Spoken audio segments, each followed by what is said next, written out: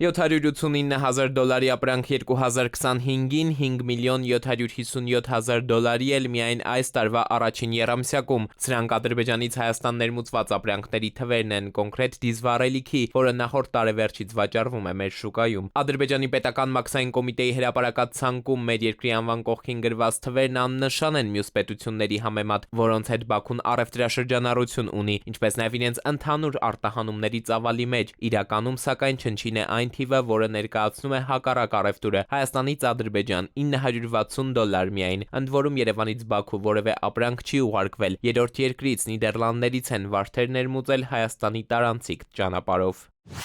Երևանն ու Բաքուն տարեսկզբից ցանկեր էին փոխանակել հասկանալու, թե հատկապես ինչը միմյանց կհետաքրքրի մյուս շուկայից։ Հայկական փայլաթիթեղներ գրավել ադրբեջանցիների ուշադրությունը չէին պատվիրել, բայց ինչպես հայտնել էր էկոնոմիկայի նախարարը, ամենաերկար բանակցությունները այդ հարցով են եղել։ Կոնկրետ հայտ եղել է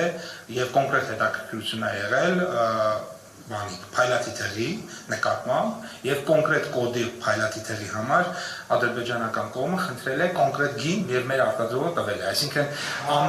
ամենաերկար բանակցությունը, որ գնացել է, այսինքն ցանկերը փոխանակվելուց հետո դա եղել է, որ այսինչ հաստության փայլաթիթեղը մեզ հետաքրքրում է։ Պոտենցիալ ապրանքների ցուցակում, որ մատնանշում էր Պապոյանը, Հայաստանն Ադրբեջանին վաճառելու համար առաջարկել էր հենց փայլաթիթեղ, ալյումին, ֆերոմոլիբդեն, միրգ բանջարեղեն, որոշ տեսակի խմիչքներ ու տեքստիլ արտադրատեսակներ։ Գրեթե կես տարում հազիվ 1 տասնյակի շեմին հասնող այս ապրանքներից միայն փայլաթիթեղն է նրանց հետաքրքրել, այն էլ դեռ նույնիսկ չեն ասել, գնում են, թե ոչ։ Ադրբեջանի իշխող նախագահ Ալիևը մտածում է, որ հայկական ապրանքներ ներմուծելու պարագայում կարող է երկրի ներսում սուրբ քննադատության արժանանալ եւ այսպես ասած չակերտավոր հայրենասիրել իրեն ձևացնում, մտածելով, որ դա կդիտվի, որ հայրենասեր նախագահը թույլ չի տալի թշնամու երկրից ապրանքներ ներկրել կամ թշնամի երկրին տնտեսական օգուտ տալ։ Սա կարող է լինել